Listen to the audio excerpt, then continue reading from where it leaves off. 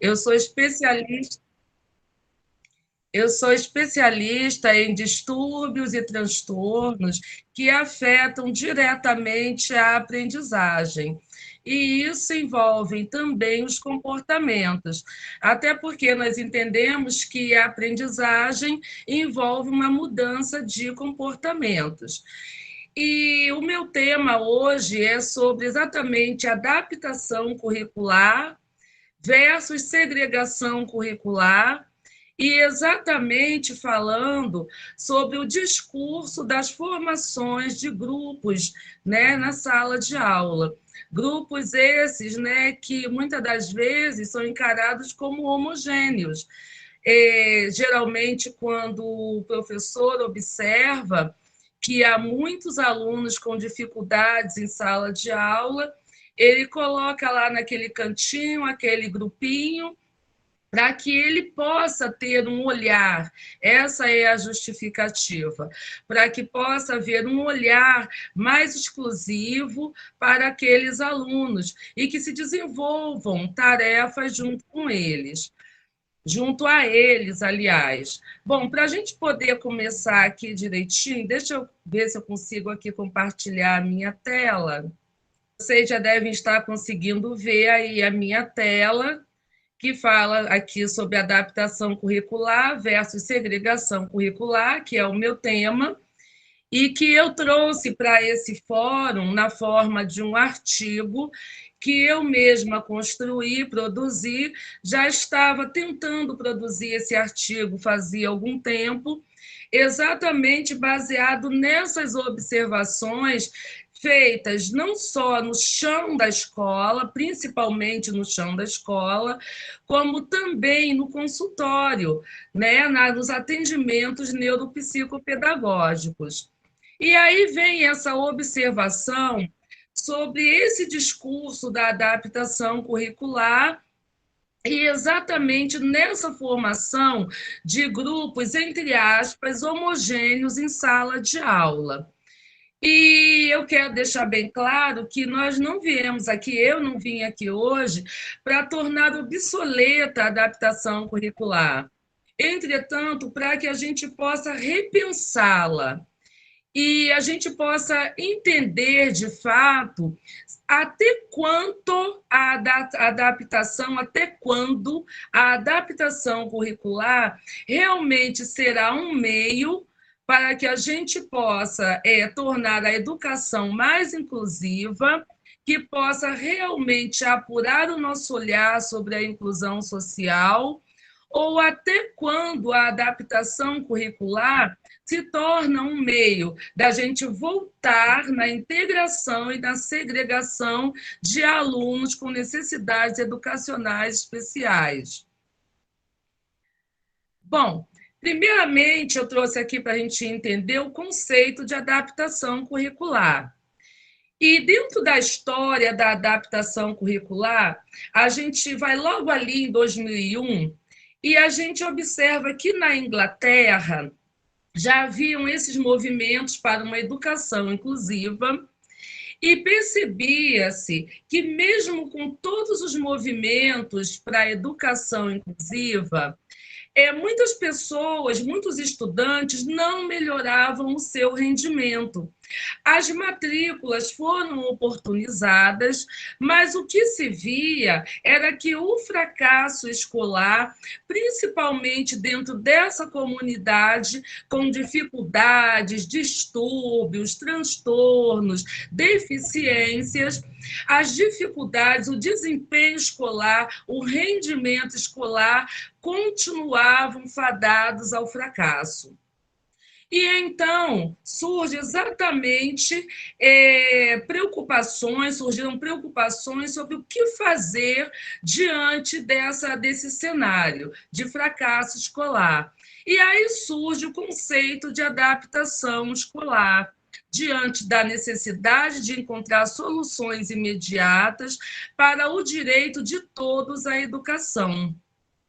E a adaptação curricular seria, no caso, adaptar objetivos, conteúdos, metodologias, critérios de avaliação e temporalidade. Esses aí são os objetivos, é o conjunto que a gente entende por adaptação curricular. Caminhando mais um pouquinho nesse entendimento sobre adaptação curricular, a gente entende que adaptações são recursos organizativos e didático-pedagógicos que objetivam ajustar a programação curricular às condições do aluno no processo de ensino-aprendizagem. Tem como objetivo promover a participação dos alunos nas atividades desenvolvidas pelos demais colegas, não necessariamente do mesmo modo, no mesmo tempo, nem com a mesma ação ou grau de abstração. E aí eu destaquei em vermelho exatamente o ponto que eu observei como ponto negativo quando a gente pensa em adaptação curricular e aí a gente escorrega para a integração ou a segregação. É quando se lê que não necessariamente do mesmo modo, isso no caso das atividades que serão desenvolvidas, a participação desses alunos, que eu coloquei como NEE, que são os alunos que têm necessidades educativas diferenciadas, e também não no mesmo tempo, nem com a mesma ação ou grau de abstração. Nesse sentido, é muito importante ressaltar que quando a gente vai pensar nesse tipo de adaptação, esse aluno, por vezes, estará isolado do restante da turma. E é exatamente nesse momento que se isola é que a gente entende a adaptação como um remendo. Exatamente naquele afã de tornar a educação inclusiva, de melhorar o rendimento, quando se falava em oportunidades iguais, em inclusão, eles encontraram um remendo para a inclusão de todos os alunos, para a garantia de educação de todos. E entre esses remendos estão exatamente as adaptações curriculares. Então, também se torna importante a gente entender o que é, de fato, a inclusão social, o que é, de fato, uma educação inclusiva. E aí a gente vai entender que nem sempre a adaptação curricular será o melhor mecanismo, principalmente quando ela não é realizada de uma forma inclusiva. Então, vamos lá. Quando eu penso em inclusão social, lembrando bem lá de Romeu Sasaki, a gente entende que é um conjunto de ações que vão garantir a participação igualitária de todos na sociedade.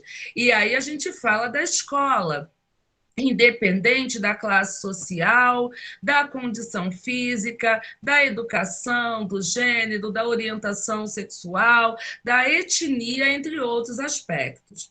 Então, olha bem, para a gente poder pensar em inclusão, a gente vai precisar pensar também numa educação que garanta uma participação igualitária. Nós vamos falar do respeito à diferença ou às diferenças, mas nós vamos falar de uma participação que não seja isolada, tem que ser uma participação igualitária. E quando a gente fala de educação inclusiva, a gente entende que é uma concepção de ensino cujo objetivo é garantir o direito de todos à educação. Significa educar todas as crianças em um mesmo contexto escolar. A opção por esse tipo de educação não significa negar as dificuldades dos estudantes. Pelo contrário, como a inclusão, as diferenças não são vistas como problemas, mas como diversidade. Então, nós vamos falar de uma educação para a diversidade. A gente acaba chegando no conceito também de neurodiversidade.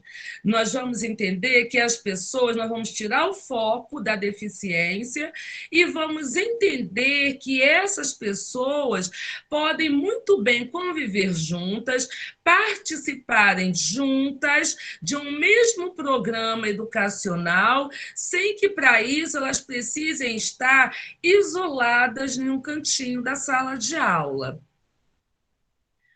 Continuando a nossa trajetória para chegar exatamente nos resultados dessa pesquisa, vamos entender o que é a segregação na educação.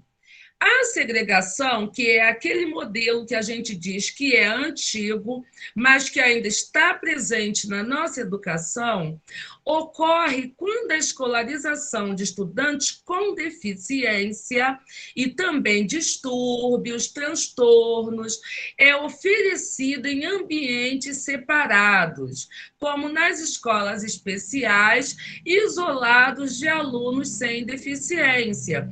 E aqui nós já não estamos falando nem de que esses ambientes sejam escolas especiais.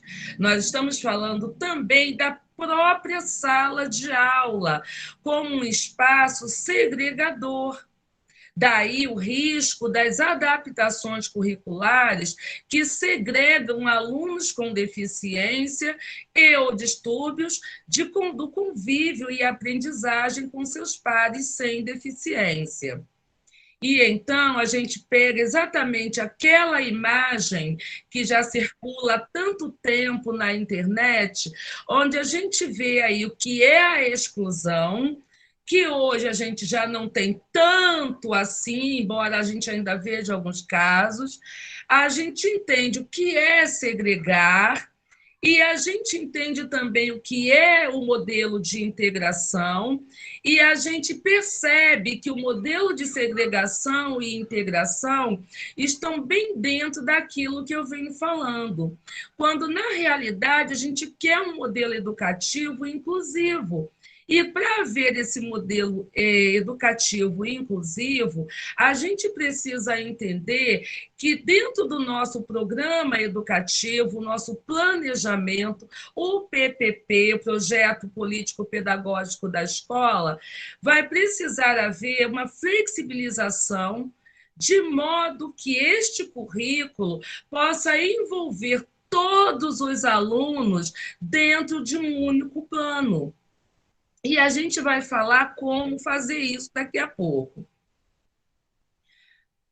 Bom, se as adaptações curriculares, infelizmente, tornaram a educação, ou não tornaram, aliás, a educação inclusiva, um modelo que pudesse garantir um desempenho, a permanência, um ensino de qualidade para a diversidade, nós precisamos nos adequarmos. E aí vem exatamente o conceito de adequação curricular.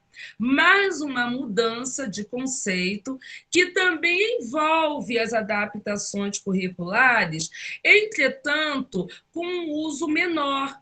E o que vem a ser a adequação curricular? A adequação curricular privilegia as potencialidades do sujeito.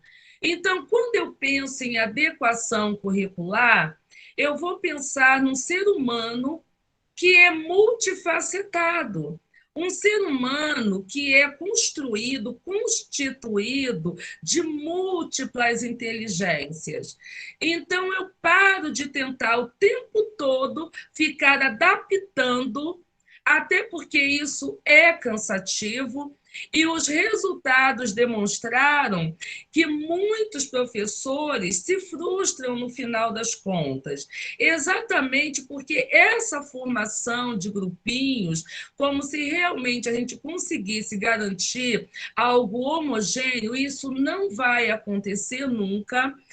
Toda a nossa sala de aula é heterogênea, e aí o que vai acontecer? O professor se sente frustrado, e conforme eu coloquei nesse artigo publicado aí para esse nosso encontro, esse nosso evento, muitos alunos, na nossa escuta aqui na clínica neuropsicopedagógica, a gente entende, a gente ouve e percebe a frustração de muitas pessoas, muitos estudantes e pais também, e deixo claro que quando um pai chega a trazer o filho para o consultório psicopedagógico, neuropsicopedagógico, nós estamos falando de famílias atenciosas e que também têm percebido a frustração de seus filhos diante dessa separação.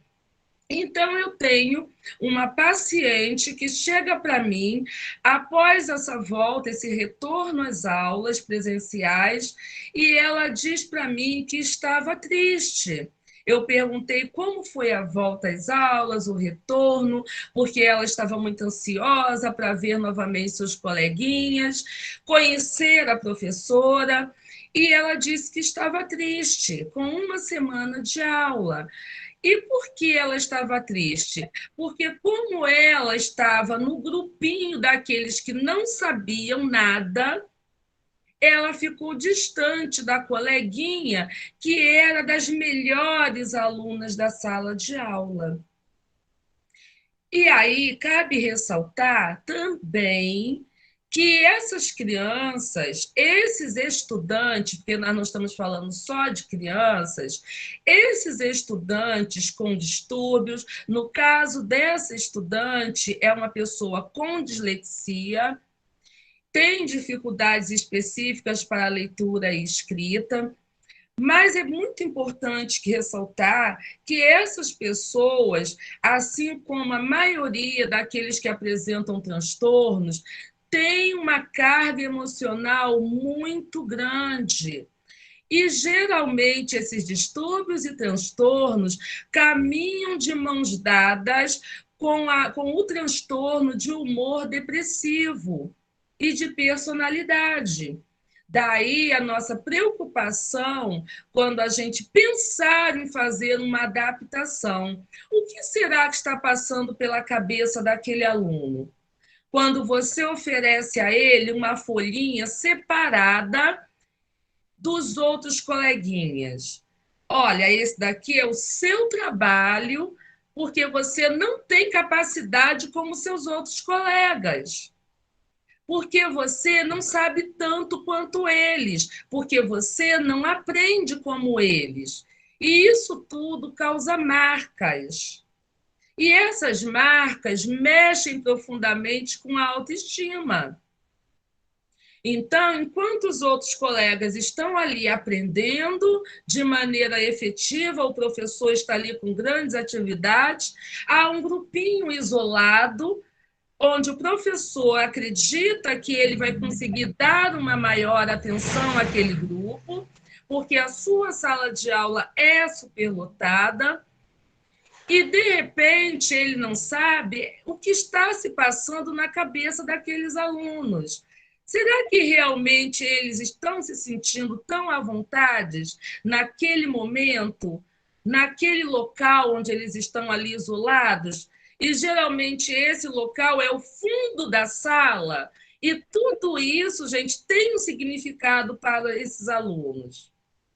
Agora, quando a gente pensa nas adequações curriculares, a gente consegue entender que esses alunos terão o direito a uma participação efetiva junto com seus pares. Nós vamos entender que o sujeito aprendente aprende por interações com seus pares e também tem a capacidade, por ser multifacetado, de enriquecer os mesmos com seus conhecimentos. Diante disso, lá nesse artigo, eu citei, por exemplo, a formação de grupos, mas aí veja bem, grupos dentro da turma. E a turma era dividida em grupos para que eles pudessem fazer essas trocas.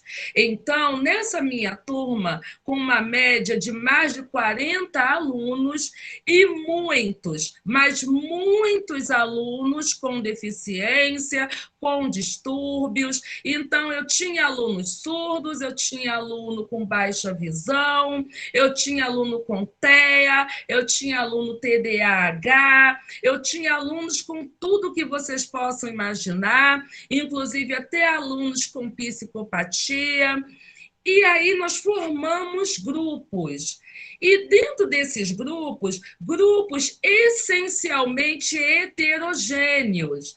Não eram grupinhos onde só tinham ali os alunos com deficiência visual, o aluno surdo, o aluno TEA, não. Então, esses grupos, nós acabávamos valorizando o protagonismo, porque eles, a princípio, tinham um líder. Depois de um tempo, esses grupos, a gente conseguia transformar todos os integrantes do grupo em líderes também. Todos tinham tarefas, e dentro dessas tarefas, esses alunos iam se auxiliando. E creiam, quando a gente para pensar nas múltiplas inteligências de Howard Gardner, é fácil a gente entender que mesmo o nosso aluno com distúrbio, mesmo o nosso aluno com deficiência intelectual ou outro tipo de deficiência, tem muitas habilidades que podem ser potencializadas e auxiliar aqueles outros alunos que a gente considera os melhores, o the best dentro da sala de aula. E daí a importância dessas adequações curriculares. E entre as propostas de inclusão com as adequações curriculares, nós temos o desenho universal da aprendizagem, por exemplo, que nós roubamos aí da arquitetura moderna, temos as tecnologias da educação, e temos as metodologias ativas na aprendizagem. E dizer para vocês que as metodologias ativas na aprendizagem ainda são as melhores maneiras da gente conseguir envolver todos os alunos num único currículo. Nós vamos conseguir fazer com que a nossa avaliação também sobre esses alunos possa ser processual. É onde a gente pensa na flexibilização do currículo.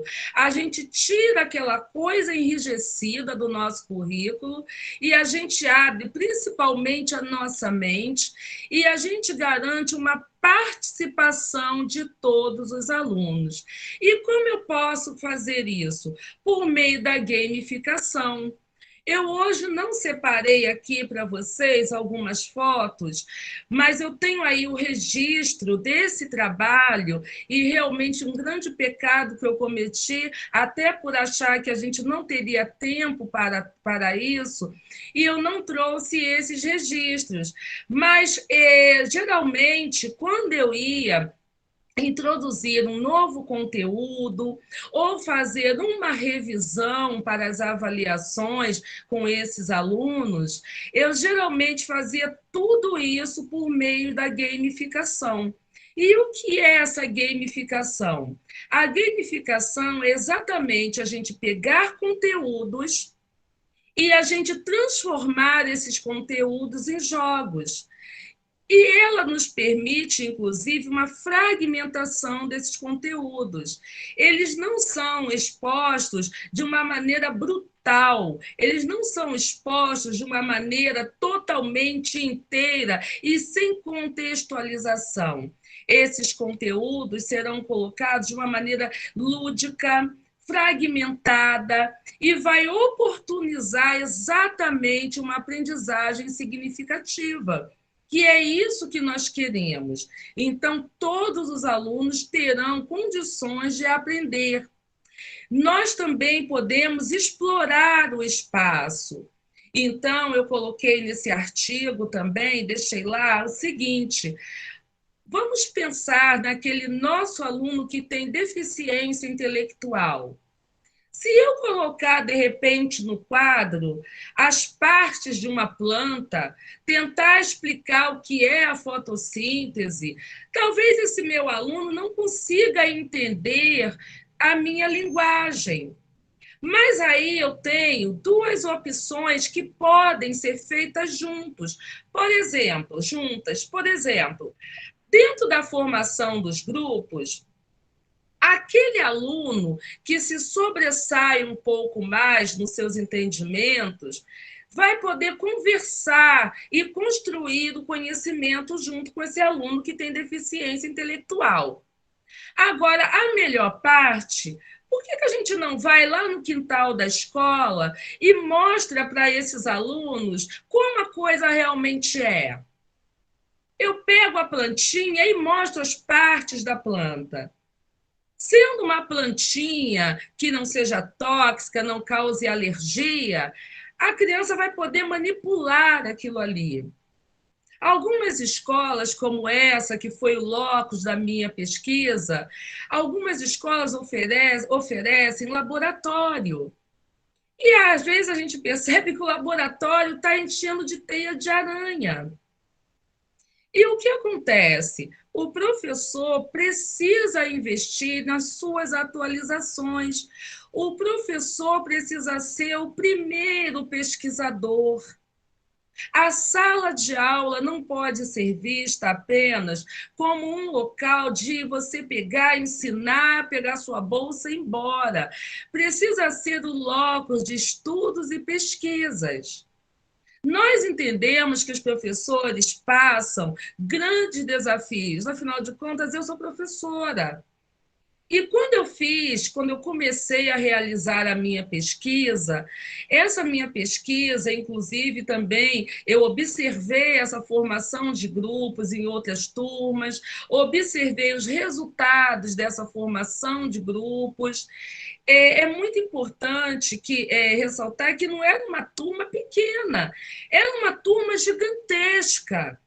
E eu tinha também condições de retirar alguns alunos para que eu pudesse ter ali alguns alunos, como chamam, alunos de inclusão dentro da sala de aula.